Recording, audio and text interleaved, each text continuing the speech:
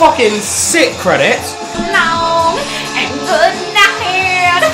So long and good night. my fucking back.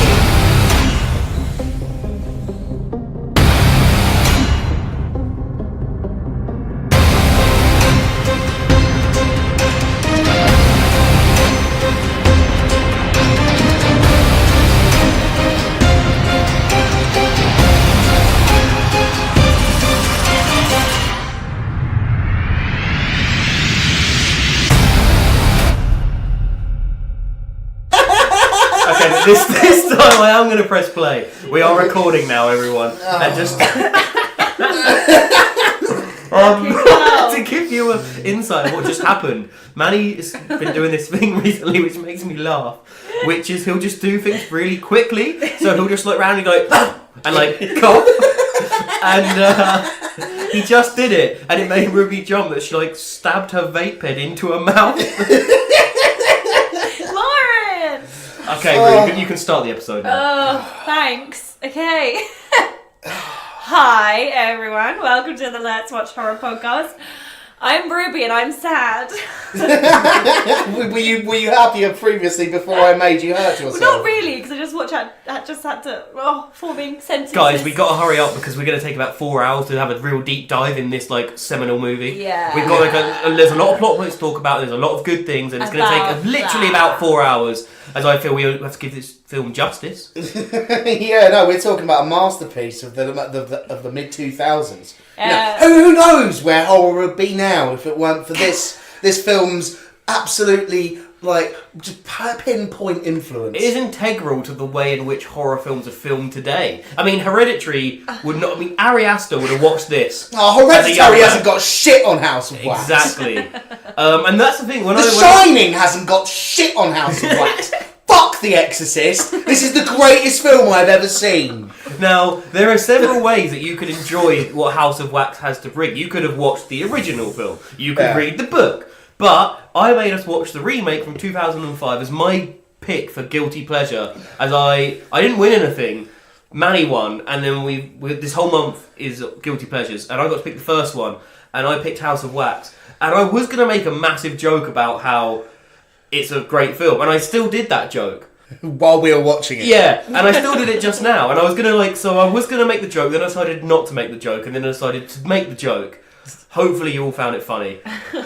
But there's nothing that makes jokes funnier than explaining them, Rob. Exactly, and that's what I've decided to do. Because there is nothing that makes jokes better than explaining them. All the comedians do it, and it's just what we do. I'm going to explain the joke I just did, so if you explain how... Rub it out! Fuck's sake! Okay, I might as well explain the film choice. I loved this film when I first watched it because my mum bought. I got home from school and don't know if I was being a good boy or not, but my mum was like, "I got you a little present," and handed me this double DVD case that had House of Wax and Ghost Ship on it. Ooh. And I watched it with my mum, and I actually really enjoyed it. And I didn't get all the stuff that we're going to get into going on as to why I can't stick up for this film that much. But I loved it, and I haven't seen it since 2005, so that's about 14 years. And I just knew that I wasn't going to love it. I knew that it wasn't going to be this great film that holds a candle and is up there, like we said, with Hereditary and The Shining and everything. It's not going to be one of those films. And it didn't disappoint in that fact. But I will say this. If I can't say it's a seminal masterpiece, I can say that it's a lot of fun and we all enjoyed ourselves for the entirety of the film. Well, I enjoyed myself, and you guys certainly laughed. Yeah.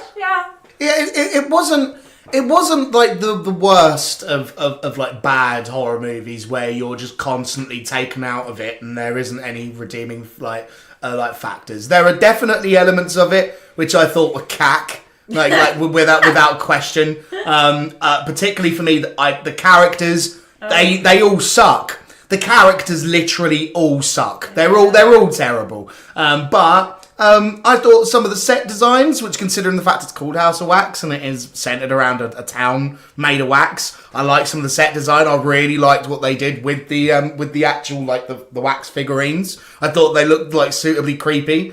It was really like funny in how bad it was for a good portion of it, and it kept my attention for most of it. Yeah. Before we go too far, we have been banging on about this top 10 Podbean list for quite a while. Yes, we have. And we have made it. We're on there. We're in the top 10. If you type in horror on Podbean, we're there. You see us. And we're not only in the 10th spot, we're now in the 9th spot. So thank you to everyone that subscribed on Podbean. Someone on Twitter actually said they were listening on iTunes, and they're like, you know what, I'm going to follow you on Podbean. And I was like, you don't have to do that. He's like, no, I want to be part of the movement that gets you to that top 10. And thank you so much. This is all down to, Podbean themselves and all of you guys. And anyone, if you've told your friends to subscribe to us, then thank you so much.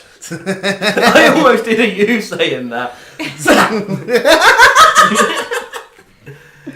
this relevant to House of Wax in any way, or did you just couldn't hold on to that any longer? What? A little Podbean mention.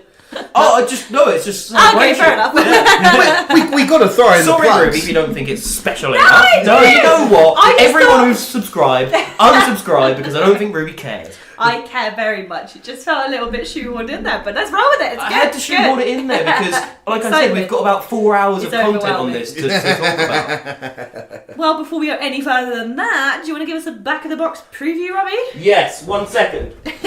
No, we actually Just have... in case any of you missed the seminal masterpiece that is the House of Wax remake. Yeah, and you need an update on the absolutely, the crucial, just general idea of the story. I mean, it's genius. Yeah, we actually do have this on DVD as well, which is, like I said in other episodes, I've really noticed now if it's not Blu-ray, which is my own fault. Because, You it's spoiled great. yourself. Yeah, it's great going up to Blu-ray and seeing all the lovely films. But when you got to come back down, you really notice it, and I'm a little bastard with that because I can complain the whole film. Oh, you're a casual, mate. There's probably people out there in our audience who watch stuff on VHS, for fun, and they're currently laughing at you, going, you know how like people who drink real ale laugh at lager drinkers. Like me. Yeah. Yeah, exactly. It's just like, oh, what's the matter? Can't deal with a bit of scuzz on your movie. You fucking amateur. Well, to be fair, I feel like an amateur making you guys watch this film. So, the back of the box preview. A road trip to one of the biggest college football games of the year takes a turn for the worse for Carly, Paige, and their friends as they decide to camp out the night before heading to the game. A confrontation with a mysterious trucker at the campsite leaves everyone unsettled, and Carly has her hands full trying to keep the peace between her boyfriend Wade and her hot-headed brother Nick. Played by Chad Michael motherfucking Murray. I really thought it was just going to say her hot brother then. Just like that. Her totally hot bro. I mean, to be fair, their relationship was a bit weird. Seriously? There was a bit in this where, it's very end of the film and we jump ahead, but you're used to that, our usual listeners. You're used to us jumping around. But there's a bit where they kind of it's just them two, and he goes with what are you so? And Manny thought he was gonna say beautiful. Yeah, because and I was like, mate, this is not a Game of Thrones moment. And it took you a while to realise, oh yeah, they're twins actually. Twins. The chemistry they have between each other is not the kind of chemistry you usually expect of siblings. No. It kind of comes off as they're constantly ripping each other in a flirtatious way. So much. I literally wrote down super weird sexual twin tension. Yeah, That's for what sure. I was getting from their relationship. It was very bizarre. To be fair, maybe it would have added a certain element of spice to it. Oh yeah, no, they're getting it on. This is weird shit. Some nice incestual spice. Yeah, our favourite kind of spice on this podcast. But yeah, that setup really is it. They're going to see a football game, and we don't know who's playing in the football game. No. I feel like that would have been an extra couple of minutes they could have added to this long film is explained the football game. Honestly, I didn't really even pick up that it was a football game. I knew they wanted tickets. They kept mentioning tickets and it being an event, but that's all I really got from it until you read that. So Yeah, and that's pretty much the setup. They go to a place, they camp. Chad Michael Murray's character Nick is a badass. He's lighting up. He's He wears a burning his hoodie beer and bottle. everything. He wears a hoodie. He sits down, doesn't play with people, but then he picks up the football and is and throws it. And it's lame. yeah, it's very teen road trip. Yes. Can't believe no one said road trip. I was waiting for it. It didn't happen, unfortunately. But it's a very odd road trip. I sort of had to pause it after a few minutes when we get the, what do you call it when you meet the characters at the beginning? That's the introduction or just the... Introduction, denouement? Was that the right? No, is that the end? Denouement. Denouement. No, I don't know, I'm a player. Do you know what? Fuck trying to use lingo, it's not going to happen. The beginning of the movie, when we meet all these people, I paused it and was like, so can anyone tell me what the relationship is between all of these people? And I think they're mostly just a group of friends, but added is Carly, our main girl, and her brother Nick, as you mentioned, with Chad Michael Murray. But it's like, they don't seem to like each other very much. No, they don't. Well, everyone's had to bail Nick out his whole life because he's been in and out of prison. He's a bad boy, but he's also a good boy. Yeah, and they kind of set that up, but I just couldn't stop asking myself, why road trip with people you hate? Why? This happens a lot in horror films. Like, In they bad seem to horror movies, hate yeah. each other. Apart from in Cabin in the Woods. They're all actual friends. Yeah, which and is they're nice. and they're like friendly with each other and they're joking, and it's not just like you kind of understand. Oh yeah, you'd want to go on a road trip with each other, but with this, I'm like, why? Why are you putting yourself through this? I think we get a throwaway line of dialogue that's like, oh, he needs to come with us because, as in Nick needs to come with us because, but it's very. Blech. Yeah, everyone seems to have their own little bits and pieces while you're there. You got Carly and her boyfriend Wade, who they're maybe gonna move to New York or not, so they're gonna have this thing. That weird and thing. then you got Paris Hilton's character and her boyfriend Blake, who Paris Hilton's supposedly pregnant and she needs to tell Blake, so that's why they're kind of there. They got Bobby, I can't remember his name, but Bobby from Scary Movie. He's Bobby in Scary Movie. Yeah, we're probably gonna call him Bobby in His this. character's Dalton. Yeah. He's just there because he's literally probably got nothing better to do, and playing fifth wheel is his thing. He looks like he should be carrying around a beer and a bong with him at all times. He kind of has that demeanor. He has the yeah, bro kind of thing about him. That's all I remember about his character. There are no weed references in this actually, which you would have thought there would be. No, there's plenty of booze, but you would imagine that someone would pull out a doobie and be like, "Hey man, come here, have you on this?" and then they'd be the first to die, as is standard. Yeah. No, we say fifth wheel, but also Nick's kind of the fifth wheel, and he's brought Dalton along, I think. No, I think Dalton brought Nick along because they're like, oh, he makes Dalton feel badass, so I feel like Dalton invited him. Right. Okay. Yeah. It's very weird. Anyway, it doesn't feel real. And it doesn't feel... Is it necessary to know that stuff? I guess it's not necessary. It would be nice. Yeah, it would.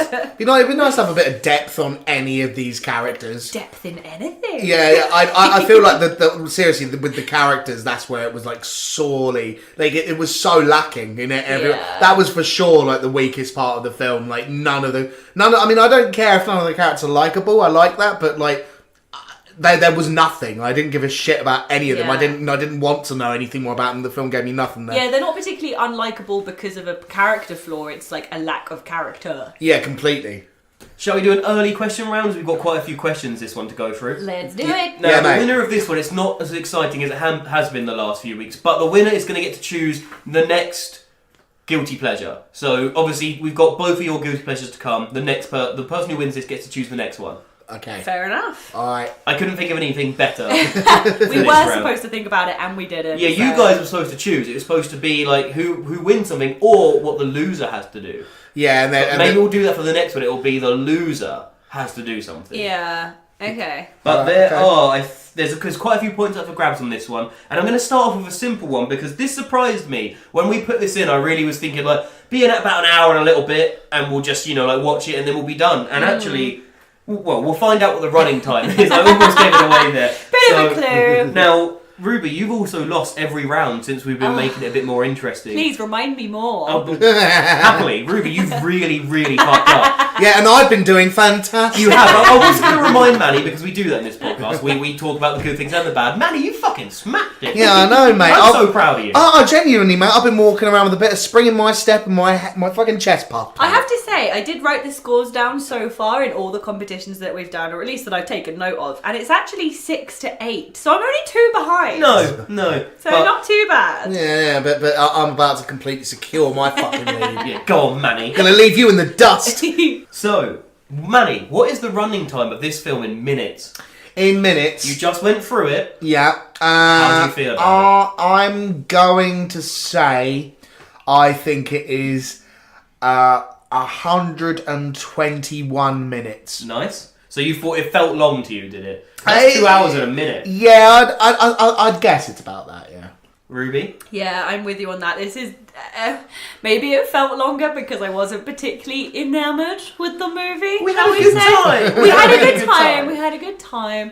But you know, that's very close to what I was going to say. I'm going to go slightly the other side to you though, Manny, and I'm going to say 118 minutes. Okay, so Ruby, you've got your first point of the episode, and you're leading. Yes. It was 113 minutes, so 2 hours and 53 minutes. No, 2 hours and 53 minutes? 1 hour and Shit, this is 53. not That good. would be better. 1 hour and 53 minutes. And I was to be actually fair, going to say 115. I wish I had. yeah, now, I picked this as my choice, and I was thinking all day, like, oh, it won't be that long, and when I saw that it's 130 minutes, even I, who I'm going to be fighting for this film, was like, oh, shit. Oh, wow. Yeah. I mean, these standard movies tend to be a standard time, an hour and a half, you know, an Yeah. hour and 20 maybe. So, yeah, it's significantly longer than you'd expect. I think a lot of it is the build-up. They spend a lot of time. We Yeah, it does. We paused the film halfway. Well, it felt like halfway through, but we paused it. Ruby went upstairs, and I said to Manny, "So, are you enjoying it now? You know, like, are you? Am I going to have to fight really The hard hopeful against? tone in your voice. Am I going to have to Are you fight enjoying really it hard against you guys?" And you were like, "Yeah, it's all right. I just, waiting for like there to be a kill, and it took Yes. a long time for anyone to meet any danger." Fucking die. Yeah, no, for sure. I mean, the story, I was kind of enjoying it because I was laughing at it because it was weak.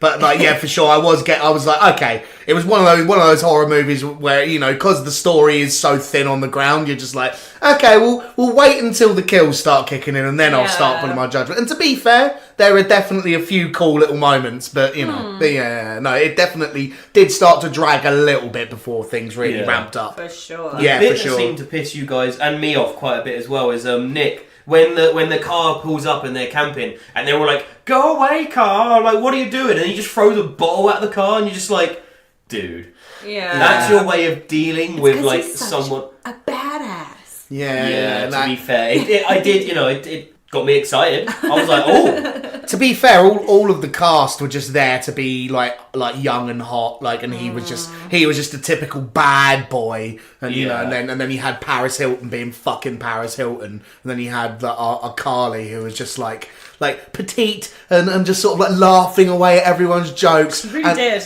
Yeah, and it's like, oh, I'm small and petite and I have boobs and that's my character. Like literally. Do you think Chad Michael Murray is one of the only decent Chads out there? He is. Fuck Chad. I mean, yeah, fuck Chad. Fuck Chad. The thing is, Fuck Chad. I'm not sure I'd fuck Chad. Fair enough. Ruby, would you fuck Chad? honestly, he's growing on me. Like, he's not my type at all. Like, the pretty, fair-haired dude is just not my bag normally. But he's growing on me. I mean, you said there, Rob, like this sort of typical bad guy, Chad Michael Murray. But that's, like, almost the opposite of what I sort of know him to be normally. Like, he's One Tree Hill dude. Yeah, but he's the bad guy in One Tree Hill. Oh, is he bad in it? Yeah, I like, didn't he's know like that. he's like the dude. I never actually watched it, so I just assumed they were all, you know. Yeah, you have seen One Tree Hill, you fucking lame. I'm actually starting to think, is it One Tree Hill or is it the OC? They're all the same to me, Yeah, mate. but which one is he in? He was One Tree Hill. He's like the bad boy in Right. One Tree Hill, and he's got his brother who's Yeah, I also like a watched- bad boy, but he's like, I'm not going to do that. Which one of those is the one which has the California? That's the OC. Yeah, that's the OC. Because I remember liking that, and then they'll be like, I like that theme tune. Time to switch channels. Yeah. Literally. Save it for the theme tune, nothing else. He was also in like Gilmore Girls and like the remake of Freaky Friday. Like he was always kind of like,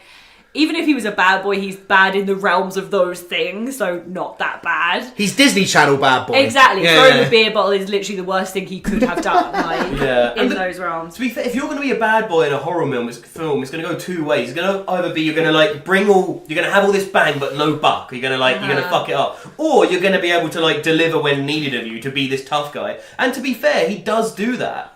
Yeah, no, for sure. He definitely does act like a dick when he needs to be, but he's I think you're meant to kind of root for him, even though I couldn't personally. I remember when I first watched this with my mum, and to be fair, I was a little bit scared by it. You know, like especially the first kill and stuff, like when it all starts to go wrong, and when Nick Chad, let's call him Nick Chad. Nick Chad. When Nick Chad comes up and starts like running around and stuff, I was like, I feel a little bit safer now. I trust him. Yeah, if you can put your faith in the stereotype that they're providing, then yeah, you can probably get on that boat. But yeah, it takes a lot of effort on the audience's part. A bit. A little bit. Quite a lot. And even though Chad Michael Murray is now in fucking Riverdale, which makes me very happy. Not because of Chad Michael Murray, just because I get to talk about Riverdale a little bit. Oh. He's not done an awful lot of horror work. He was in The Haunting of Connecticut 2. I never got around to the sequel of that. I watched the first one, and that's why I didn't get around to the sequel of that. But yeah, he's, along with Paris Hilton, I think he was chosen for his face and his name, not for any particular acting talent. Do you want a question round about Paris Hilton? I've got 2. Let's do it. Yeah, mate, Okay. absolutely. So, would you want... Yeah, we'll go for this one. So, what was the first film that Paris Hilton appeared in as herself? Oh, I think I know this. You both know it, and that's why I picked it. Was it like that Freaks and Geeks one? No, Ruby, you. Shit, I know it. I just Just can't chuck think what out it's called. anything No, I and can't think what it's called. Well, It's not One Night in Paris, is it? No. Come on, I had to go. Is that what the porno's called? Yeah, that's the sex Same tape. as One Night in China. Rest Oh, in it was a peace. it wasn't a porno. Yeah, it was a an sex actual tape, yeah. tape. Oh, Paris. Right, you've had your shout, Maddie, Ruby. I know it, and it's really annoying because I do know it. And I I'll just give you can't a think what it's clue after a few called. more guesses. She's like at a party or something. Shit. Have a guess so Maddie can have a go. I can't remember, so I'm just going to make a random guess. I know it's not it, but she did a documentary, not documentary, that's stupid, a TV show called The Simple Life. No, no, it's no. a film we're going for. I know, It's not She's the Man, is it? No. It's like there in my head. Go on, summon it. I really can't. Summon Do it. you want a clue? Yeah, give her a clue. Okay, the clue is Ben Stiller stars in this film. Yes, Zoolander! There we go. Yes. She points to Ruby. Is she in Yes, she Zoolander? appears in herself. She just kind of walks past. He kind of walked past her and she's like, hey. I did know that because he's like, hey, Paris. I did, yeah. That wasn't her first film, but that was the first film she appeared in as herself. Yeah. Okay, we've got one more competition round that involves Paris Hilton, but we'll do that later. Oh. Yeah, we can have it later. I want to try and spread it out throughout this 4-hour-long episode we're going to do. I definitely feel like, she's just always Paris, isn't she? Like, even when you were talking about the characters, you managed to remember some of the characters' names there, Rob, but you just call Paris. She's called Paige, just for future reference, but she plays herself. She literally is just Paris. I mean, to be fair, is it fair to say that she's probably the biggest celebrity on the cast list at this point? Probably. Aside from Chad Michael, Everyone in knows who Paris 2005, Hilton is. Chad Michael Murray was huge. He was on every teenage girl's wall. So I don't know. I guess it would depend who you were, but it's between those two for sure. Yeah, no, but like, whereas there isn't. She doesn't really try to put on any particular acting. I mean, she's not. I don't think she's an actress. I don't think she'd even call herself an actress. And she literally just plays. You could just imagine her going, "That's hot." That's you know what I mean? hot. That's so hot. Luckily, they didn't give her too many lines. So. No, they didn't. They knew her strengths line. They gave her a scene in which she strips, though, which was. Halves. Yeah, no, I mean they had to, and then you got obviously Blake like related acting going like, "Oh, yeah, come here, sexy," I had a weird false memory that she was in more horror films at the time than she actually was, but that was a complete false memory. Her usual crap was obviously she did The Simple Life, and she was in films that I'd never heard of, but the names made me laugh nonetheless. The Hottie and the Naughty. Apparently, that's fucking hilariously terrible. Really? That's got a reputation as being awful. Yeah. Wow, and also a film called Bottoms Up. Nice. I bet that's an absolute high point of sure it is. classy art. But it gives you an idea of what she was sort of doing. I don't think she does much of anything anymore, apart from be rich. Yeah. The only other horror film I could find that she was in was called 9 Lives in 2002, which I have never heard of. No. I have not heard of that one either. So, how do you guys feel about the whole the town that we have, the town we go, the setup of how they're going to try and kidnap these people is they split the group up. Some of them go off to see this film. They have a Dodge Charger in it, which is pretty. Yeah, lovely American car. Yeah, lovely classic American muscle car. Can't go too wrong. No, and the cam belt was gone on that. So they split up, and some of them go to this. They walk to this town. There's this creepy dude that no, actually that bit's pretty good where Carly falls into the roadkill pit. Yeah, that's when things start to she take a turn smells for the something funny, and for some reason, her first thought is, "I really want to know what smells that bad." One of the first of many moments where characters do things that are insurmountably fucking stupid. But it's ridiculous because when she does that, her and Paige, let's just call her Paris, and Paris go off into the woods to pee. They could have just had it that they were walking through the woods trying to find somewhere to pee, and then she just fell down a hole. You know, it could have been something at least a little bit more believable. But no, it's like, something smells like death. I'm going to go see what it is. Like, it was a really odd decision. Maybe they were trying to show like a bit of Carly there, that she's into that kind of stuff, and they're trying to like broaden her character a bit. I'm trying to defend the film. I know. We have decided that Guilty Pleasures is essentially going to be a month where whoever chooses the movie has to try and defend it against the other two. Yeah. And I think that's probably what's going to be happening. Yeah, and I don't think it's going to be that hard for me, to be honest, because like I said before, this film is great. Listener, he said that with a knowing smirk. Yeah. Plastered across his face. I'm going to do what I can, though. Because, so, yeah, she falls into this pit, and then this dude... What's the guy's name that just turns up? He doesn't have a name. He's called Roadkill Driver. Roadkill Driver. Yeah. Roadkill Driver, typical scary hillbilly. And for some reason, after they become mildly acquainted with this scary man, they think, let's get in a car with this guy. He's offering us a lift. And, yeah, so really stereotypical... bad horror. Yeah, we have a stuff stereotype there, and then we get to the place where we're going to spend the rest of the film in this town that looks like a normal town, but not many people are in it, searching for this Campbell. And how do you guys feel about the time? Did you think the town looked good?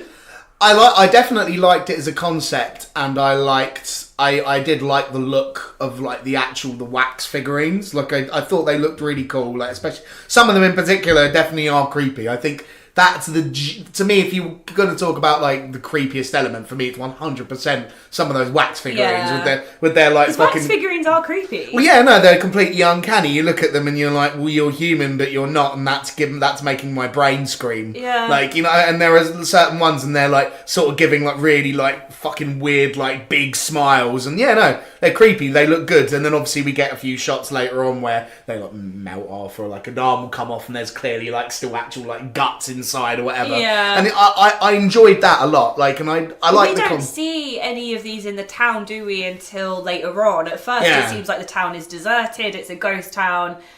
Carly and Wade, when they're the first ones who get there, they think they see people in the church. Yeah. Honestly, I think it's my favourite scene. Not that there's a hell of a lot of competition, but my favourite scene, without a doubt, is when they go back. She goes back to that funeral, the church, and realises that all the statues that she thought were real people are actually wax figures. Did you know that's in the actually first really shot, quite creepy? They used real people? Yeah, no, I was actually about to say that. Did But, they? but that whole sequence where they're actually in the church, all of the people, like the wax figurines, are actually just extras with masks on. Right. So I guess they did that to make them look like even more real. The priest is a real guy as well. Like, I did think they must have done something with that, because the first shot we get of the priest's face, he looks like a human. Yeah. But then to find out that supposedly they were wax all along, I thought that was actually really creepy and really effective, because it is that's what's scary about wax models, is that like double take trickery stuff. Yeah. I found it's a bit of a weird way to start your evil trap. Is like, what we're gonna do, Brother Vincent and I'm Brother Bo, is I'm gonna like get them to come to like this area, and then I'm not gonna like jump out of them, or I'm not gonna pretend to be in the place where they want to go. I'm gonna like wait in the church, stage a funeral, and then like just hope they come in here looking for people. Like, what a weird and interesting and clever way that they've used this. Something a bit different. See, I think I'm going to defend this better than you now, actually. I don't think he was doing that as like a whole setup. I think he was genuinely there because I think it's his mother's funeral, right? It's supposedly Trudy's funeral. She's actually in the casket. That's a real rotting body in the casket. I think he was just there with her, and I think that's something he just does. Like, spends time with his mother's dead body, and they just happen to walk in on him, and he's quite aggressive with them at first and basically tells them to fuck off, and obviously realises 10 seconds later that, oh wait, I could use these guys, and comes back out and goes, oh no, I'll help you. Yeah, right. Which is still flawed as an idea, massively. but I think it makes more sense than. So you don't think it's like a stage trap? I don't think the whole thing is. No, I think Fair he just enough. sort of realizes, oh wait, I've got some people here, because clearly, as we learn at the very, very, very end, but clearly the roadkill driver is in on it in some way, and I think he normally just brings them their prey. I don't think he's used to people just stumbling in and being like, hey, can you help us? Yeah, but like for sure, I think that would make sense, but yeah, the logic is there, but you gotta dig for it and shine. Oh it yes. off. Oh yes. Yeah. So interestingly enough, the whole set of the town of Ambrose was built in 10 weeks.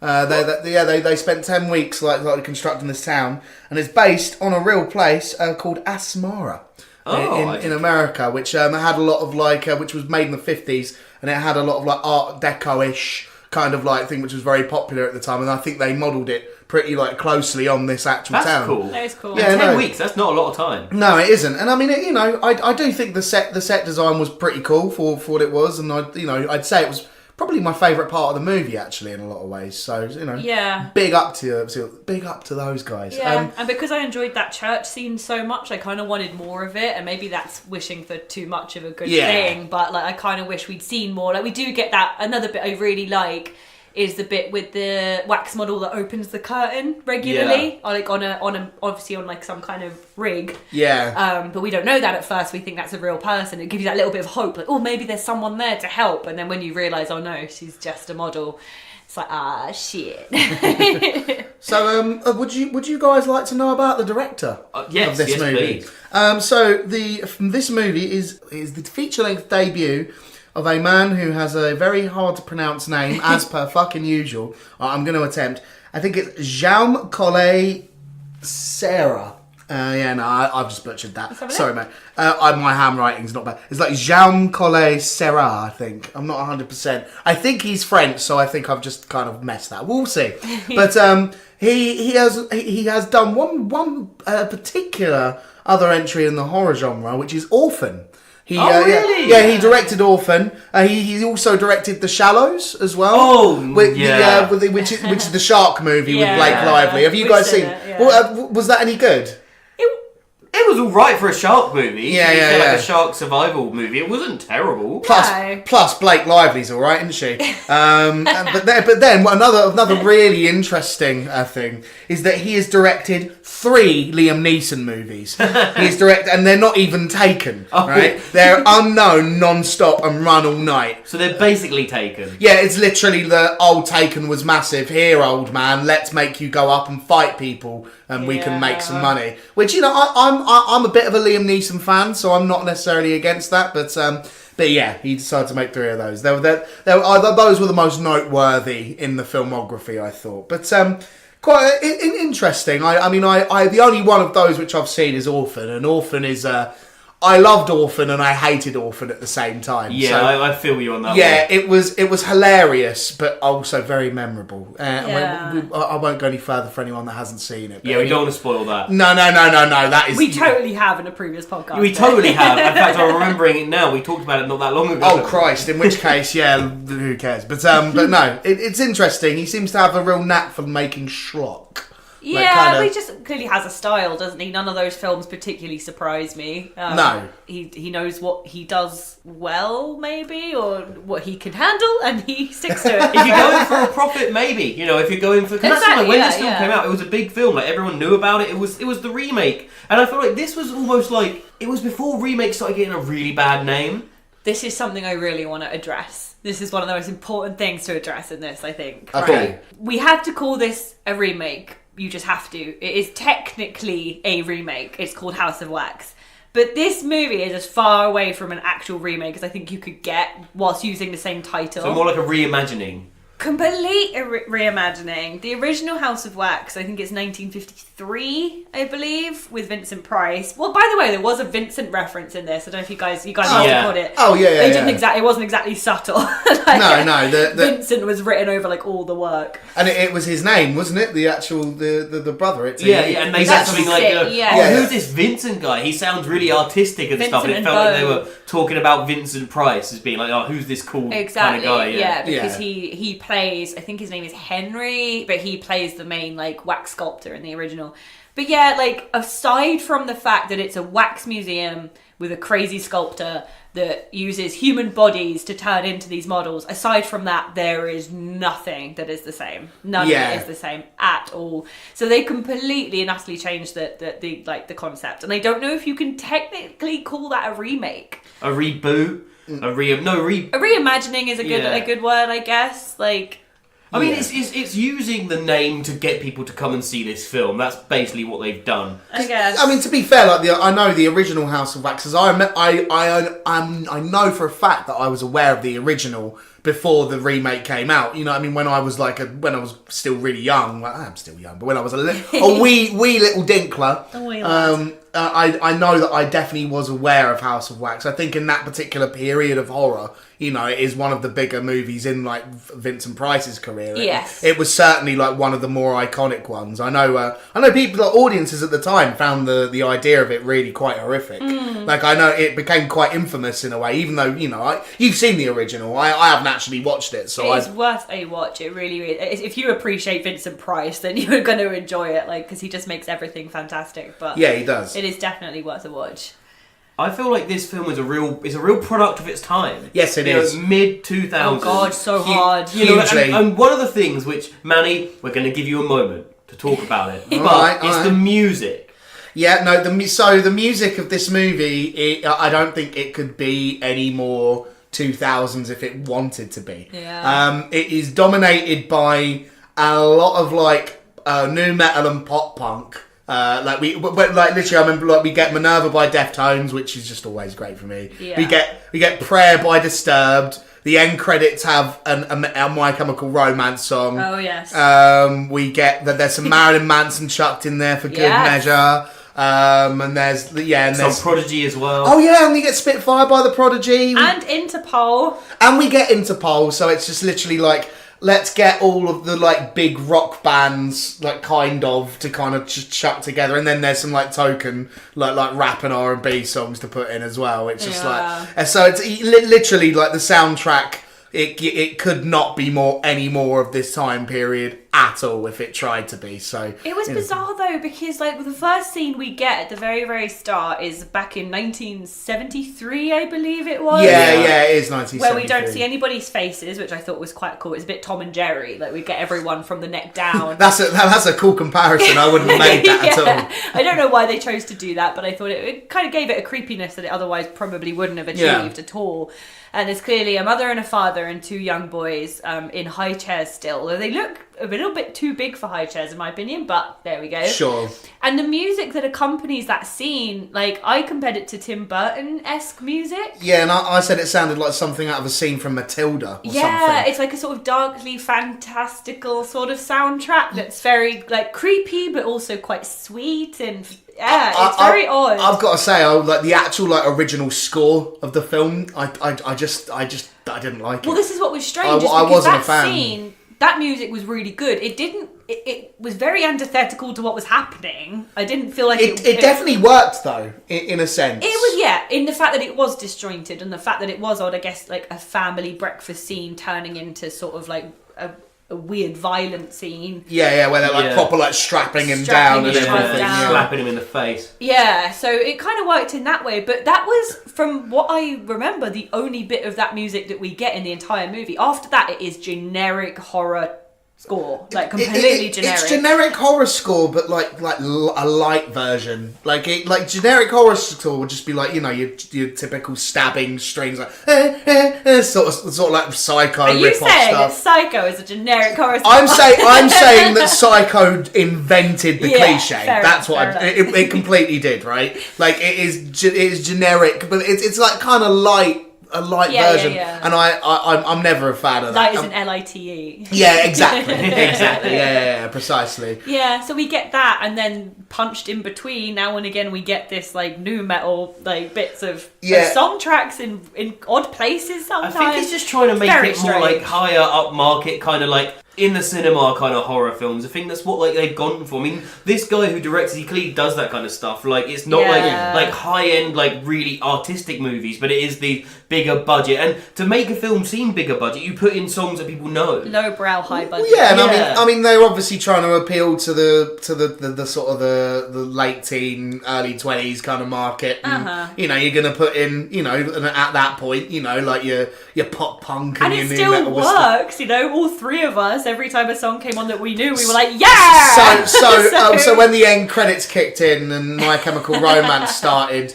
But I mean, I don't mind MCR, but these two right here are big old fans, and it just erupted into an out and out sing along. You may have heard some of that in the intro episode. Intro to this. Not if I have anything to say about it. Well, you don't. But it clearly still works, you know, and I get it, and I get the feeling they just had a big old budget with this. Yeah, they clearly did. Needed to spend Shall on we do a something. competition round on the budget now? Yeah, go on then. Let's do it. Seeing as you just brought Instead of it us in. just guessing about it and maybe, you know, saying what it True, could be and what it true. isn't, we'll just go for the competition round. So 2 points up for grabs in this one. We'll go for the budget first. Ruby, you're up for this. It's Can your Manny winning. go first? No, you got to go first. You're winning right now. You're winning. Yeah. Is that how it normally works, or am I just being penalised? I don't know. You know. It's how it's working.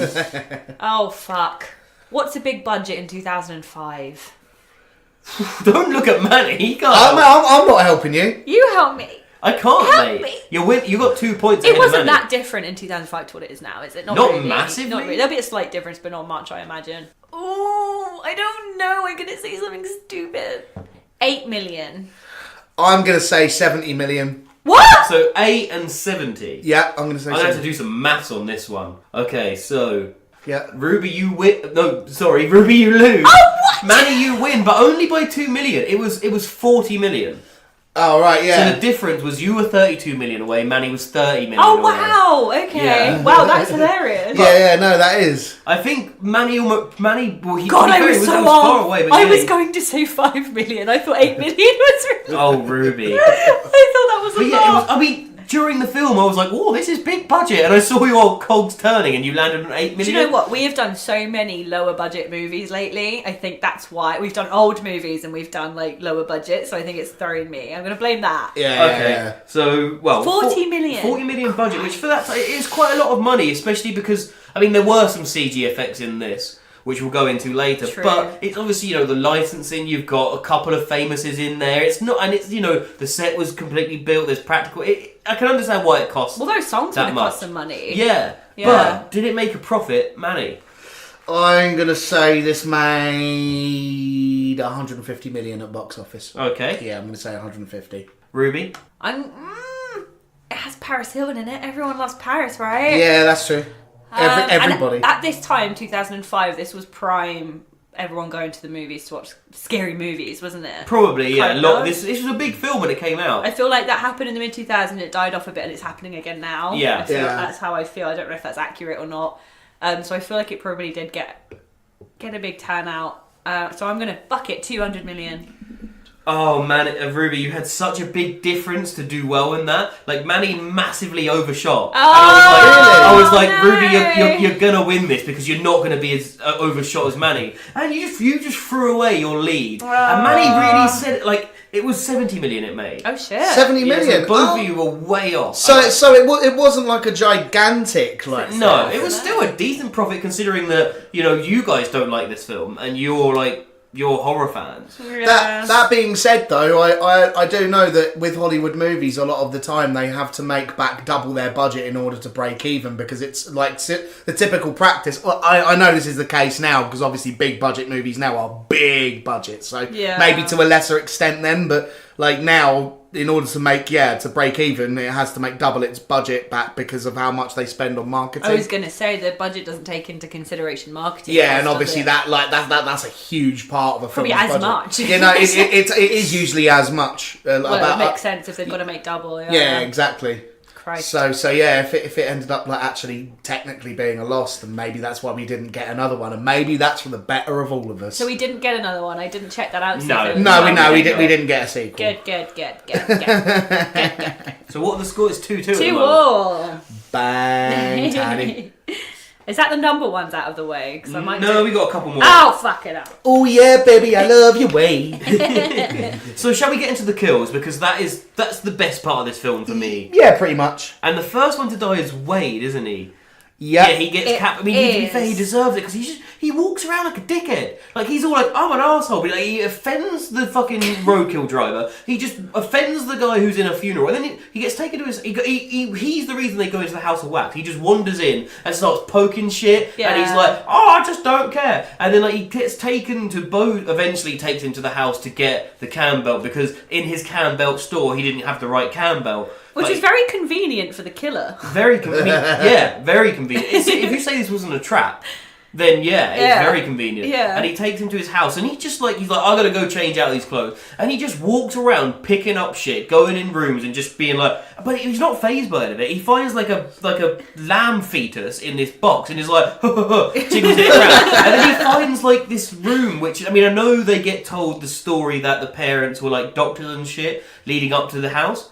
Like they tell them that Bo gives them a fake story. Yeah. And I was thinking that would explain why there's a doctor's table in Bo's house, but Bo never says it was his parents. No. So, but he doesn't get freaked out. He starts playing with all the shit. Yeah. So completely. in a way, if you're in a horror film, and I know he doesn't know he's in a horror film, but if you're in a horror film and you act like that, you got no chance to survive. He's asking for it. He is asking for it. Completely. And he's a really strange character because he's not even like the dumbass character. You know, if that was... Well, later on we do kind of see it with, is it John Abrahams?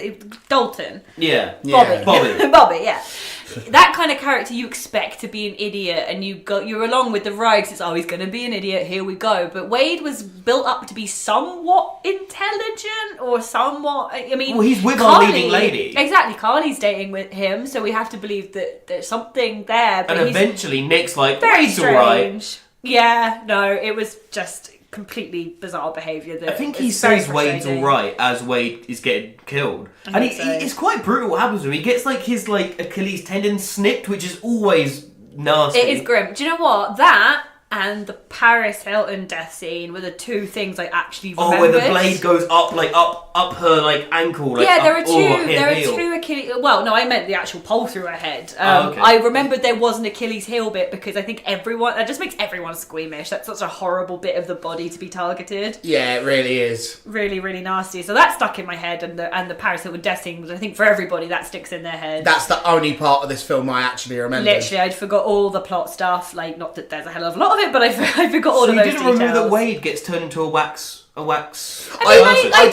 did once it was happening. Yeah. Like, once it was happening, I was like, oh yeah, he's I knew one of them. someone did, but I wouldn't be like, it's Wade. It's specifically Wade, because like we've established, these characters are pretty hot. Did you guys not find that bit so brutal? He gets all that shit happen to him, then he gets dragged downstairs and like tortured. And if this scene was put in a film that was set up well and was really dark, this is to me it's amazing and horrifying. He's on a table. He gets waxed, which I mean I'm quite a hairy dude apart from on my head, and like anything up like that with waxing is horrible. But like then he gets like that would be awful. Then he gets like strung up in this horrible saw-like trap, and then covered in boiling wax. That's fucking horrible. I love how much you're exaggerating this, so you can try. I'm not exaggerating.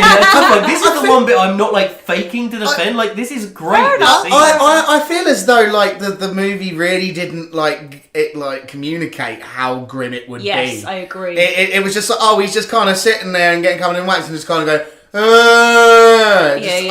I conceptually in my head, that's fucked up. Like clearly that's like genuinely gruesome, but I was completely unmoved by it. This is a credit to the movie. It allows you to use your imagination. Oh, fuck. That's very clever. Fuck. This is my thing. My problem with this movie is a problem I have with a lot of horror movies of this era and of this type. And that is that it's so fucking polished. Yeah, everything massively. Is so clean and tidy and polished, and it's like you're dealing with really messed up, like you say, messed up concepts, messed up things happening to people, and yet everything's so shiny and so pretty, and it's like it shouldn't be. And like you said it, I don't know if you said it on the mic or if it was when we were watching the film, but you said that I feel like they may have taken some inspiration from the Saw movies when they designed some of these, like you say, the traps and the sets and stuff. And there was some inspiration there, but they completely missed the point of Saw, which is like all of the blades in Saw are rusty. All of the straps are like falling apart and made up with barbed wire and shit. Just, that really gritty, nasty stuff that gets under your skin and makes you realise how grim this stuff is. Whereas in this, it was just, too polished. Yeah, everything was. I agree. Way too waxed over. Is that a thing? Is that a thing? It is now. Yeah. Like the copyright Anthony Mansfield 2019. It's not wax-free polish. No, I can't do it. And you guys say this film's bad. But no, I mean, I do agree with you. It is a bit too polished, but I just feel like because it's a movie of its time, like a lot of horror films were polished in that era. They were. That's the thing. But The concept is cool. Yeah. I'm really trying not to just like have a go at everything. I really am. I promise. Me too. I'm trying to remain as posy as possible. But maybe like those scenes, well, like the scene where Wade gets transformed, would have been more intense if there had been more of an actual build-up. Like you said, they spend a lot of time in the opening of this movie establishing things that aren't really very well established. But they don't make you feel scared. They don't make you feel very tense. Like, there's a few really no build-up random jump scares. Yeah, the few jump scares in this were weak. Really weak. Yeah, massively. Really sudden. I've got to say, though, I think my favourite part of the movie, personally, did come at the expense of our poor Wade, which is when Mr. Bobby McDoucheman finds him, and he's just like... Do you mean Dalton? Yeah, fuck it, whatever he's called. He finds him in the wax museum, which happened very quickly. The process of turning him from a person into a wax figure. It did. Yeah, he's just suddenly there, and he's like, wait, dude. He like presses at his face, and then goes in. He's like, whoa, man. He's like, I'm gonna get you out of there, buddy. And just takes off like a bit of his fucking face, and his eyeballs are darting around. Oh, it's amazing. It's so good. Like, I'm so sorry, man. Yeah, I'm so sorry, man. As he literally takes off like his fucking jaw. It's like, man, you're a fantastic friend. It was actually the equivalent of the Scary Movie bit of like, are you okay? Are you okay? To like a dead body. Oh, but yeah, no, that gave me a hearty chuckle. This is what I wish. I wish there was some really, really genuinely funny bits in this. I do believe were meant to be funny. Oh, completely. That scene was supposed to be funny. I wish there was just more of that. I wish they'd gone with that wholeheartedly. I think they should have done that instead of having a lot of scenes where you've got Nick and Carly just running around and trying to do this survival thing. Because I'm a big survival horror fan. And I was just like, dudes, like, come on. Like, yes, you found the army supply store. And yes, you made a point of like, I'm going to keep you safe and all this shit. And he breaks through the window and she does that whole like, why are you so stubborn line, which later they use to be like, oh, we're twins, we're very similar. You know, I'm still sticking up for this. But and like he breaks in, picks up one crossbow and then doesn't bother to look anymore. And it's like, so we're having these scenes where you're trying to be really thorough about protecting yourselves and you pick up one crossbow and like two bolts. And like, there was a bit later on where we all notice that he has a fight with like the main fucking dude who's coming after them. And then like he like crossbows them and that, and then he just they make a point of putting their guns back. Yeah. It's like that, and literally I just thought to myself, yep, no, they couldn't do what they need to do in the script if the characters were armed.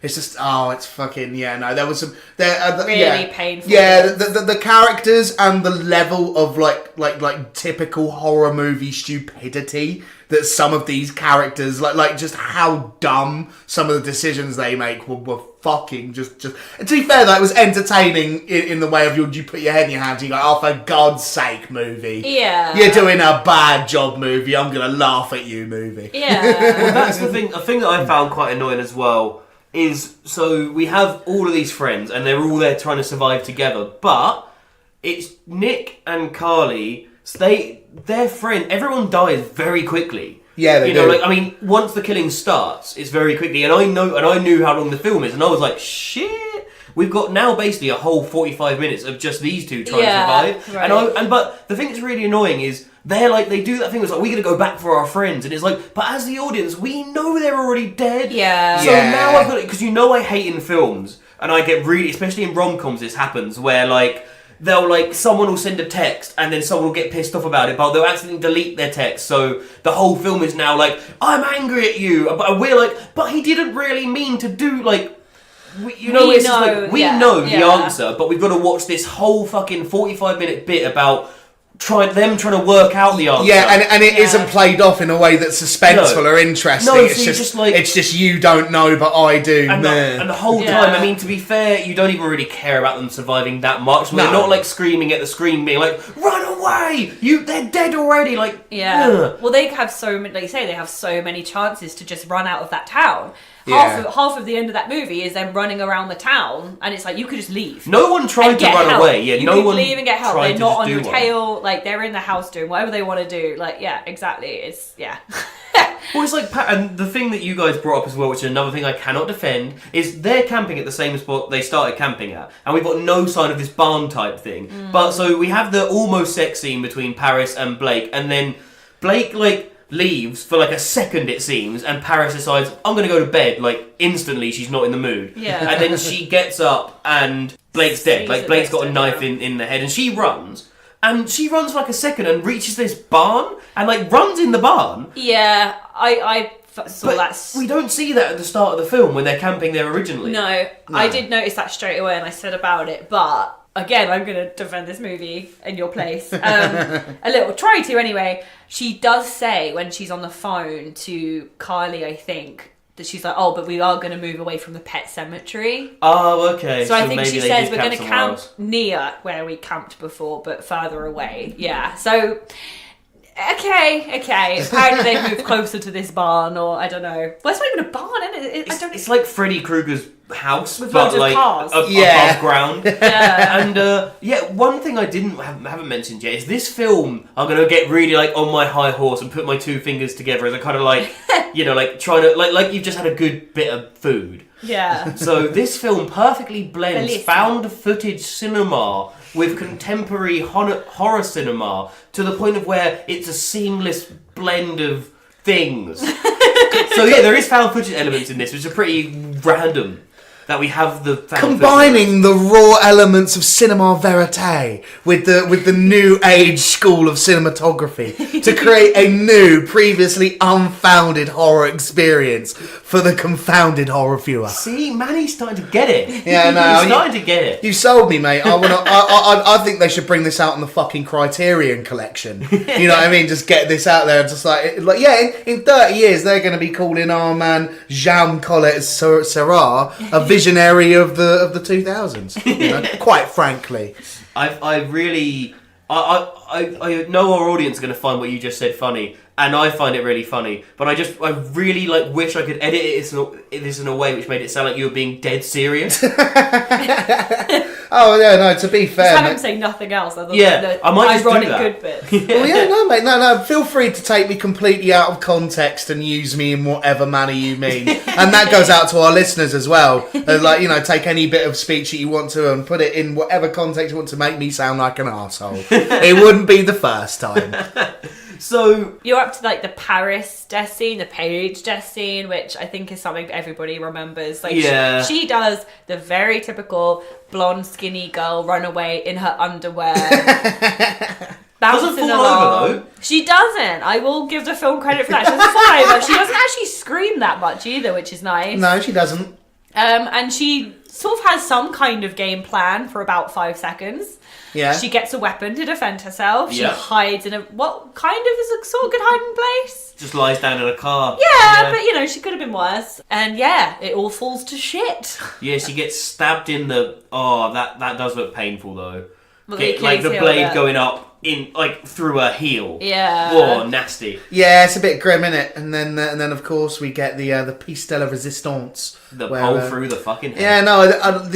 When you said we were doing House of Wax, that was just immediately I got the flash of the pole going through her head because I remember watching this as when I was younger and being like, yeah, being like obviously being a typical like ironically being a sheep, like being like, oh yeah, Paris Hilton is a talentless twat. Ah, yeah, she's dead. Yeah, oh, she got a fucking pole through the head. That's fucking sick, mate. Yeah. Ugh. Everyone enjoyed that a little bit too much. Yeah, probably. And it's quite an unabashed use of practical effects as well. Like, Yeah, it looks really good too. that's a does look full on. really I good. don't know if they chose to do that because she sort of looks like a wax dummy, and it's like, yeah, it kind of fits in with the theme. But Do you think her casting is some kind of a meta commentary? it looks like a mannequin? Like, Yeah, maybe. no. Like when we did our 0.5 on mannequin and about how like obviously that's some kind of a thing on beauty. Maybe that's where he got his inspiration She'd from. make a very pretty mannequin. Yeah, no, just about. I didn't really get the found footage element of this. Like, I don't know why they put it in there. I think they literally did it because it was a thing. Just to have it as a thing. And so they could do it. They could make an allusion to Paris Hilton's sex tape when she's giving him head in the car, and he like. to be films fair, it. yeah.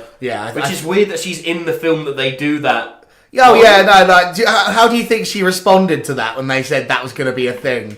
Do you I think think she knew full well that that's what made her famous, and she was like, "Yeah, milk it for what it's worth. Why not?" Oh, she did actually buy the rights to that sex tape and actually like made money off it. So she should. She's the one in it. Yeah, but it was originally by like, just as a slight detail, it was originally like obviously put out by, I think it was the guy in it, and then I think she like sued him for all the money that, because she'd obviously had no like say in it coming out, so she sued him for all the money and was just like, yep, I'm gonna buy that and make all the money off it. She didn't like try and reel it in. Fair enough. She fucking played. Why the fuck not? I mean, people say she's dumb, but she clearly must have picked up a few things about business after being the daughter of. I very much doubt she's dumb. I think it was very much all a persona. Yeah. Anyway, I don't want to talk about Paris Hilton outside the context of this movie very much longer. Thank you very much. So I kind of want to like purge. I kind of want to just get out some of my annoyances so I don't drag out throughout the entire podcast. And so I'm going to get it out now. One of the worst things about this was the script, was the dialogue. It's just, I mean, it's typical for its time, and, you know, we can all let it off for that, but at the same time, it's excruciating to listen to. Yes. One of my personal favourites was when, at the beginning, Carly gets abducted by Beau. We've just decided. It's Beau. She gets tied up and tortured by this man, has the threat of a very painful death right in front of her. And when Chad Michael Murray saves her, the first thing she says is, "This place is a freak show." Yeah. And I was just like, what? Like, Yeah. You had your lips super glued together, you had your finger cut off, like all this. It's like, it's a freak show. It's like understatement of the century. Like I said though, that this film is actually a social commentary about what people's lives could have been like. You know, this is the thing. Like the director's been very clever here and has opened up the fact that she could have been through a lot of shit, you know, in her life, and maybe to her, this is just a bit of a freak show. You know, we don't know what's happened to her. We don't know what these people have been through. He might know that her saying freak show might mean that it's a terrible thing. You know, I feel this is way more than what you've just read into it. Maybe. And also, I've got to say that for when you guys do this, the thing that's hard for me on this episode is because it's like my choice. When you're both talking, you look me in the eye. And I feel like if you were ever bullied at school but being picked on, it's all your fault, Rob. It is. Yeah, that's what it's all your fault. I feel very pressured. Victim blaming. And like, it's like when you're in school and people are taking the piss out of you and they look you in the eye with that kind of like, yeah, have some of this, you mug. That's what's happening to me, and it's very hard. I'm sorry. I will try to look at Manny more than you. Yeah, you look at each other. All right, Just give me a let's lock eyes, Ruby. Just pretend like he isn't here anymore. Now it feels weird. You can't acknowledge eye contact. It's hard. My other, try and defend this one, okay? I won't look at you when I bring it up, but you still have to try and defend it. I'll do my best. The next one that annoys me so much was Nick and Carly are running through the basement of Beau and Vincent's house. It's very dark and there's a loud generator and they're all very confused. So they're like, oh, we have to turn a light on instead of just running for your fucking life. Oh, yeah. And they just start playing with this switchboard. Oh, that was so fucking dumb. They're just like pushing all of them, like just see what happens. And then we get a shot to the town of all the lights going off and on, and then obviously they see that, like the two twins, and they obviously like, look at each other because they know exactly where they are. They're obviously downstairs playing with the switchboard. It's just another one of those moments where you go, you deserve it. You deserve everything.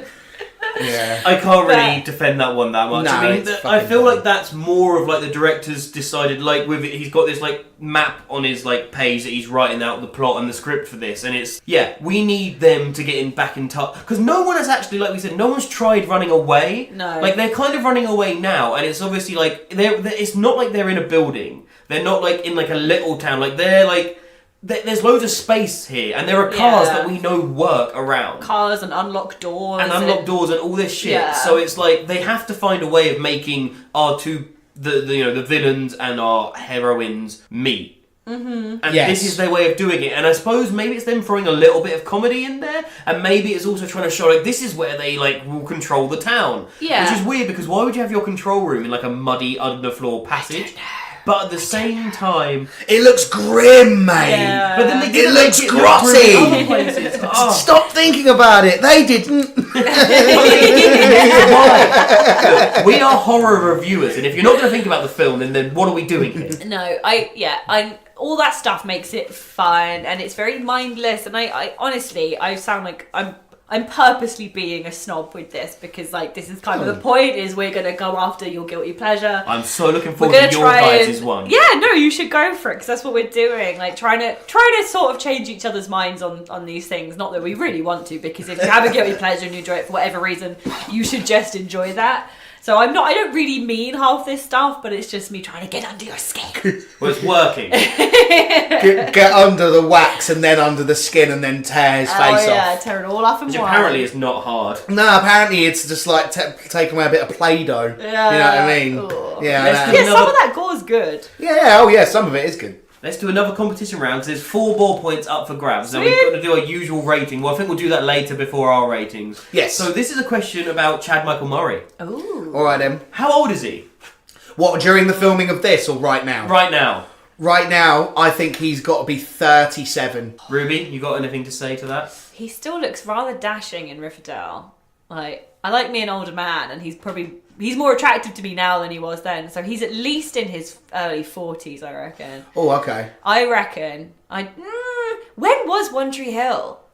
That was like early 2000s, right? Yeah. Similar time to I'm this. going to let you have your advantage on this because I don't really And know. that was... I want to change my answer now. But What I did can't. you say? I said 37. I know that's probably. Okay, I'm going to say 41. Okay. Well, Ruby, Manny had already got it on the nose. I just let you have that little bit there because you were mean to me about my film choice.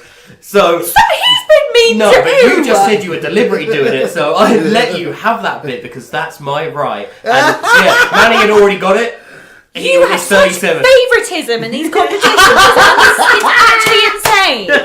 You show him such preference. He got it on the nose. He got 37. Oh, Ruby. He's only 37. He's got a bit of a silver fox going on. He's looking good. I'll have to have a little ganders later on, see how he's keeping on. I'd love to see your search history later. Oh, no, you wouldn't. I'm sure I would. One night in Paris. Yeah, I don't know what you guys are doing later. Alright, so Are we doing another one? No. Actually, no. Shall we go for the other Paris one? Yeah, do it. So, what is the name of Paris Hilton's first pet? Oh, Christ, I actually remember because it was a big deal. The It was the a little dog? Right? Chihuahua. Yeah, who has recently died, sadly. Oh, Yeah, 14 years old. a Chihuahua. Yeah. 14. That's really good. Yeah. For a Chihuahua. Yeah. They usually don't About 6-7 years, I think. Man, what was its Should we name? just guess? Because I have no idea. Rocket. No. Princess. No, but closer. Queen. No. Duchess. No. Prince. Shall I give you a clue? Yes. Peter Pan. Wendy. No. Tinkerbell. Yeah. Yeah, no, that's right. It was Tinkerbell, wasn't it? Well done, Ruby. You clawed your way back. You say... Okay, yeah, no, okay. I'm going to take the point and shut up. I know that when I said closer, but I think Tinkerbell is closer to Princess She's than not a Rocket. princess, she's a fairy. But she's in a Disney film where there are princesses. Yeah, I guess I it can is. see you thinking. On the peripheral. We'll Yeah. take that. Yeah. We'll take that. Oh my god, we're drawing. We're drawing. 3 all. We're drawing. Now there are two. We're druids. there are 2 points up for grabs, so I might have to come up with a tiebreaker. Okay. We're going to save those or? Yeah. Okay. We'll save those for later. Cool. I think we should get to the climax of the movie. You want to talk about the melting of the house? Because Yeah. I think we're at that point now. So you said this movie doesn't bear much in relation to the original, and I know, having not seen the original, whoa, shame on me, all this, but I know, Manny. I know I'm terrible. Booty stink. Yeah, I do a bit. But no, I know that the museum melts in the original one as well, doesn't it? Which It does, but earlier on, that's why Vincent Price's character takes it on. oh right, okay. Yeah, his previous partner, I think, burns it down. I think for like an insurance claim. Yeah. Oh right. He burns it down, and yeah, so that happens earlier on. From my memory, it has been a few years since I watched it. So but it isn't like the climax of the I movie. don't think so. Maybe it happens again, but I couldn't tell you. It's been a while. No, it's been a while. It's been a while. Yeah, no, it's been a while since I watched this movie, but we finally get the final confrontation. How does the fire start? Well, they are, after messing about with that switchboard, they draw the attention of the Slipknot band member lookalike, known as Vincent, who wears a mask and has long, dank black hair. Like in certain shots, he actually looks quite intimidating. I'll give it that. That mask is pretty creepy. I've always been a big fan of like nondescript facial coverings as masks. Like, you know. Yeah. He comes after him with a big old knife. That's right. And the two of them take him on, and they. I don't know what it is, but they tip over a big pot of something that's on fire. Yeah, I remember that. Do you know what that was? Set on fire. I know it can. don't know. I know it melts. I think that might be what it's meant to be, like unset wax, maybe. I'm trying to think, like, because you know, we've all done it. We've all played with a candle, you know, the wax and stuff. We've all sat there and tried to burn the wax, but as far as I can remember, it just melts. It doesn't. Maybe it's so hot. I don't know. No. Yeah, because I'm not like particularly familiar with exactly how the process of creating a wax figure. Like I'm not. I don't. No, not at all. I don't know like how that's achieved. So I'm not. Maybe it's not wax. Maybe it's some kind of chemical that's used in the Yeah, whole process. but there is- it sets on fire anyway. And then it like spills out, and then obviously everything's made of wax, and we Yeah. all know what happens to wax when it's exposed to open flame. Yeah. I mean, that's the thing. I kind of enjoy the climax because of how utterly inevitable it is. Yeah. Like you it can't have a. I mean, I don't understand how it hasn't happened by accident. Yeah. precisely. Like, Why like would you ever have a naked flame in that house? I don't know. if this climax didn't happen in this movie, I would feel genuinely cheated. It would have definitely would have been budgetary reasons, and that would have sucked. You know, if I, oh yeah, we got a house of wax. We're not going to burn it down, even though it's wax. But that would have been like because they couldn't afford to have done that shot. Now I've got one. I'm going to have one go at this film. Yep. And I could have had many, but I didn't because it's my choice, and I have We to do this. should make that a rule with Guilty Pleasures. You're only allowed one. You're allowed one. All right. From this point onward, that is the rule. But why did this guy think a mattress would help him walking through fire? Oh yeah! And like not just like through a bit of fire, he like walks on fire. really He picks weird. up a mattress like this'll save me. Literally, and it's so similar to earlier on in the movie when Chad Michael Murray wraps a baseball bat in fabric before he shuts his God. glass with it. I gotta protect my baseball bat. Makes no sense. Obviously, we've all seen it in movies, the trope of wrapping your hand or your elbow in like a jumper before you smash a window so you don't get cut. That's the point in that, right? He wraps a baseball bat in her jumper. I think the idea is so it was quieter, but It's glass breaking. it's glass breaking and it's gonna make a Having a bit of cloth anyway. in between that and the thing is not going to make it smash any No. quieter. No. So yeah, the mattress people thing. don't wrap their hands in to keep it quiet. Maybe the director of this was like, oh, that's why they do it to keep it quiet when they're breaking into cars. Maybe, who knows? Not There o- was some real. Not only is this his debut feature, it's his debut at most things in life. He doesn't have much in the way of experience of how physics works. Yeah, he's only watched movies as bad as the ones he makes. Hey, I will not have that. But Yeah, yeah, the mattress thing was really bizarre. I don't even know why they thought that was. no. When that got pointed out, we all had a hearty little giggle. It was hard not to. Yeah. No, it was ridiculous, but it didn't let us down. That final set piece where everything starts to like actually catch fire and everything starts melting. It was a lot better than I thought it was going to be. Yeah, no, for sure. Like besides the fact that another logical standpoint, I think it was you that brought it up. Like. Wouldn't this really hurt? Because eventually, was Rob, they start like clawing through the walls, and anybody that's like touched a candle, like where it's burning, knows that shit fucking hurts. Really? So Yeah. the bit which I thought would like so necessarily like, going through the walls may not have been bad 'cause they're thick and they may have not like. They might just be like Yeah. becoming soft. But it's when they eventually climb up, because, I mean, we don't need to go too much into it. The House of Wax melts, and they have like a crappy fight scene in that, but the main thing is the House of Wax is melting. But when they get out, which I quite like, it's cool, like they kind of slide down on the bit that says House of Wax, it's when they fall into like the liquid, the boiling liquid, which is already melted. When they fall in that, it's like, no, that would burn your skin. Yeah, Like, no. you're rolling around in boiling, because it must be boiling because it's melted to that point. It wouldn't necessarily be boiling because wax obviously melts below a temperature of that, but it Yeah. hurts. Like, again, we all know, everybody who is a human being has touched hot wax at some point in their life. Just, it's the curiosity, isn't it? It's like trying to stick your hand in a flame. Like, everyone's done it, and it's like it stings. It burns so much, it stings that you recoil.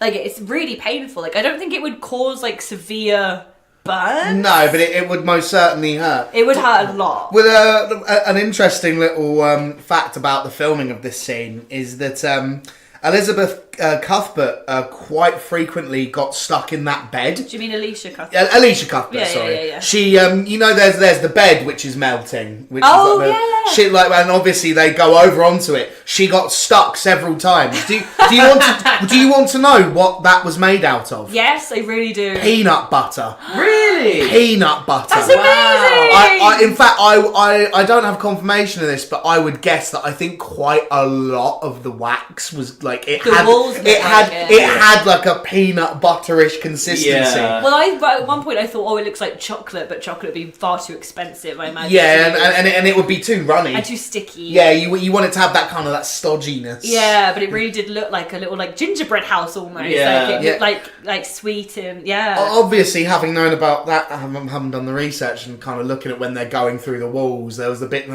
I was just like, I just want to take a clump out of it. Go, yeah, I bet they did. I bet they were licking it off all the time. Yeah, It looked a bit like marzipan as well. Yeah, it did. It had a very cakey texture. I want to eat that building now. Not That sounds cakey, tasty. that really does sound like a gingerbread house now. It does. All it needs now is a fucking witch in it. Yeah. But it is incredible. I was really taken aback and surprised by how good the majority of this scene looked. Yeah, it did look CG good. bits It was were not great. the practical effects in this really harken back to the debate we just did actually really nicely.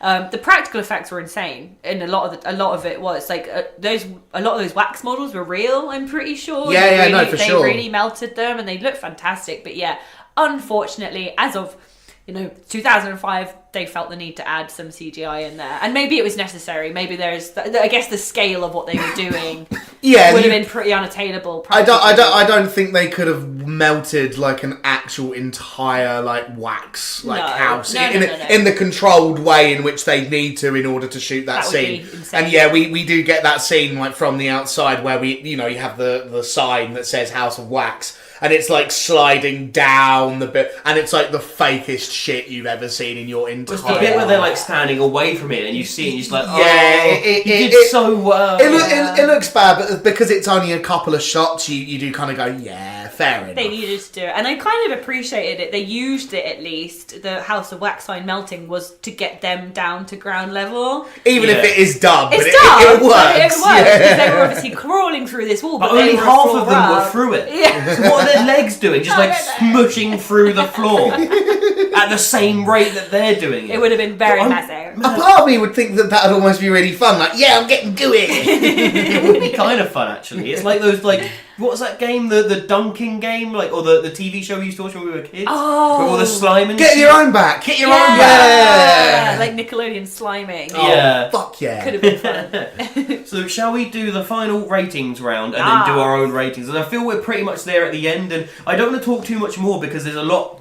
worse to that stuff that happened, and I don't want to try and defend it anymore. I'm going to defend it with my own rating. Cool. So IMDb gave this amazingly a 5.3, which puts it in some of the realms of like films that we've all said we really like. So yeah, 5.3 rating. That makes that's about right, I think. Yeah. Honestly. Like fair enough. You think that's I think considering how bad some bits of it, but how entertaining other bits are, that's about right. cool. Yeah. But what did it get on Metacritic? Manny. Metacritic. I'm gonna say this got. I reckon this didn't do particularly well. I'm gonna say 39. Cool. Ruby. Oh man, that's so close to what I was going to say. Yeah. I'm going to stick to my pattern of going a little bit over what I would have done to get it more away from Manny's 42%. Ooh, okay. Wow, there was 1 point in that. Ooh. Ruby, you win. It was 41%. Oh my god! Oh. I was gonna say 40. So you're on 4, Sick. Manny's on 3. If you win this, Ruby, you've won your first round in a long time. Oh my god, this is too much pressure. Manny, can you hold on? Oh, I'm gonna claw through peanut buttery wax to get my victory. So, Ruby, what did it get on Rotten Tomatoes? Percentage. So generally, what I've picked up so far is Rotten Tomatoes tends to be less than Metacritic. Yeah. Which is not what I first expected. I expected Metacritic to be less because I thought it was more like snobby critics reviews, basically. But that's not the pattern I've been picking up on. So I think this was probably less. This is a film people love to hate. Yeah. I'm on that boat with them. I'm not judging them. I'm on that boat. But, you know, we do love to hate this movie because it's so easy to. I think it's harder to see the good stuff in this. There is good stuff in it, but it's harder to see. But yeah, I think Rotten Tomatoes would have gone at this. What did you say on the last one for Metacritic? I said 39. I'm going to say 30%. Now, I think you may have overshot I think so too. I think I did too. Yeah, I'm going to say 25 on this. 25%. Okay, Manny, you win. You're on the nose. It was 25%. 25%? I got on the nose. You got on the nose. You got that twice today. Jesus Christ! You got the age of Chad Michael Murray and this. So, I know all the wrong things. so it's 4-4. It's 4-4 right now. Oh no. As a tiebreaker, I'm going to write down my rating here. I'm going to put it down. Oh. And then we're going to guess what my rating is. Okay, interesting. And you guys are going to rock, paper, scissors again to see who goes first. Okay. You do that while I write this down. And I want you to give a nice commentary on what you're doing. Okay, so I'm going to do it so it's 1, 2, 3, show. Okay? I'll go with that. 1, 2, 3, show. Shit. Right. He went rock, I went scissors. Yeah, no, fair and square. He goes All first. Right, I've put my rating there. I put it down. Now, I want to give you a little bit of reasoning why. Yeah. So remember, I picked this film because I like it. So don't be thinking about your own ratings. Yeah. Think about No. what I'm going to do. Now, I've Completely. got a lot of nostalgia wrapped up in this. You know, the memories Yeah. of my mum bringing me a DVD back. We're watching it together. But I'm also, I've watched a shit ton of horror since then. And I know that this isn't a great film. So, over to you guys. Right, I have the privilege of going first. I'm going to go for a 6 because to me that seems about right in terms of that you there's a part of you that loves it, but at the same time you can you get. I'm going to give you the high rating of about an 8, but I'm taking you down a fair couple because you know that there's many elements of this are really really shit. I in fact I think I might be a bit high, but I'm still going to go for the 6. Cool. Is he right? No. He's not right. No. You both get a guess. And then it's the closest to that. I really feel like if I don't get this, I'm letting you down. I'm letting myself down. I'm letting us down. Yeah, you could There's a be. lot of pressure on this. You've even made Manny cough laugh, so this is serious. Come on, you can do this, Ruby. You've gone one of two ways, and I'm trying to work out which way that would have been. I'm Yeah, gonna look at you so you can read it. I've taken one of the ways. I don't know. You've gone quite safe, which is what I was originally thinking. I know. I think he may. What is it, Ruby? What did I put, Ruby? What is it, Ruby? 6.5. Okay, so I'm going to show you guys the answer. Okay. Alright. It's upside down! 7.2! Oh, Christ. I knew you. Yeah, you were either going to go too high or way lower. Yeah, That that's... does That mean... is so high. I gave it a 7.2, people. That's an important horror film. Just because you had to defend your fucking choice. Yes, but the thing is... You know this isn't a 7.2. I think the reason why Gordon But for gave it him a it 7.2 is. is because I Okay. really enjoyed watching it with you guys. Aw. We all had a Aw. beer. We all... And that's Make me feel like a dickhead for taking it out on you. I mean, Manny, the reason why I gave it so much is because me and you, it was a special. I was watching you, I was watching the film, and the fact that you think, oh, I can't do this, but I gave it 7.2. 7.2 fingers chopped off from putting your finger from a grate and someone chopping them off. Out of 10. So that means that Ruby, you win. Finally! Alright But then. you also win probably the worst prize that we're going to have in this whole Yay! Yeah, you get to pick next week's guilty pleasure. Which was going to happen anyway. To be fair, I haven't thought of mine yet, so I'm the real winner. Do you know what should happen? What should happen is I should think of my own prize. No. I think you need to buy me a McDonald's. I think you also need to buy me a McDonald's. I think you guys should buy me one because I've had to defend this film. Now, what are your guys' ratings? After you. Do you want me to go first? All right. Thinking about it and taking into account what I think objectively and how much fun I had are the two factors that I think reasonably have to go into this. So I definitely had fun watching the movie. It was certainly didn't feel like a waste of time. But it's also pretty objectively a bad film. So I'm actually going to go for the 5.9. The 5.9 to me.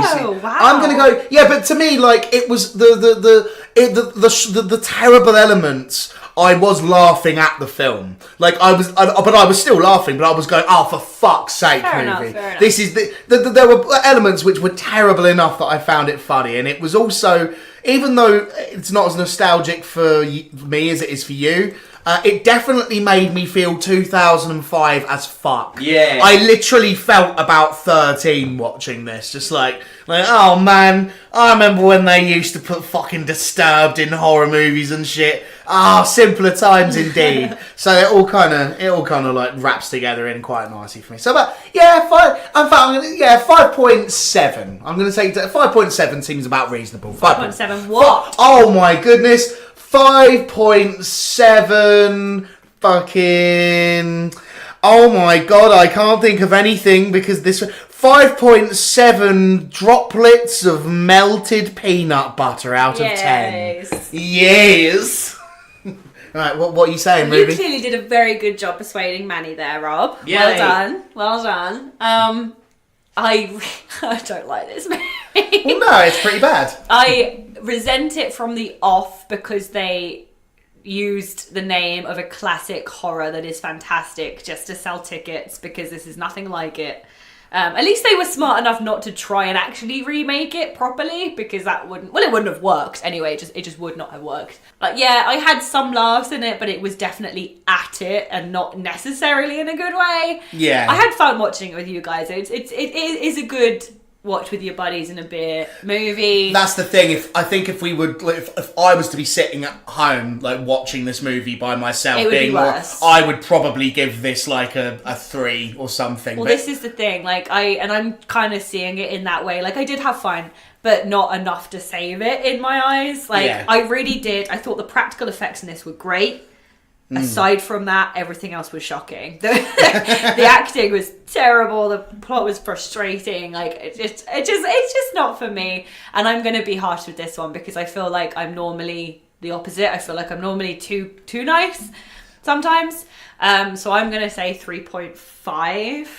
fair enough. At that point that 0.5 is my enjoyment of watching it with you guys. So Yeah. the 3 points is really what the film gave to me. 3.5 Vincent Price references out of 10. So we all agree this film's great, and let's just wrap up there. But no, thank you guys for putting up with my guilty pleasure. I'm looking forward to what you guys That's think. our pleasure. And I hope that listeners, you also got some enjoyment out of it, especially the ones that would have, because of me, went and watched it. I may have to apologise to a few of you. I hope you were drunk while watching it. It definitely would help. Yeah, for real. So that was our discussion on House of Wax 2005. That was fun. It was. I enjoyed that. Next episode is going to be Deadly Crush. We had a little bit of mix up with me and Manny on the last one where we didn't get the link. But next episode you hear will be Deadly Crush. We've got the link now. Everything's going to be fine. So yeah, look forward to that for the second time. Now, for the comment of the month. This could be the comment of the month, but this is the comment for this episode. Manny knows what this is. Ruby doesn't. Yeah, and I'm going to read it out. So, you know how I've always been saying, right, off mic, I've been saying, we're going to know we've made it when we get a negative comment. Oh no! Now, it's not the most negative. It's not the most negative comment, but it's certainly not positive either. I thought we were going to do nice reviews. Well, it's more funny.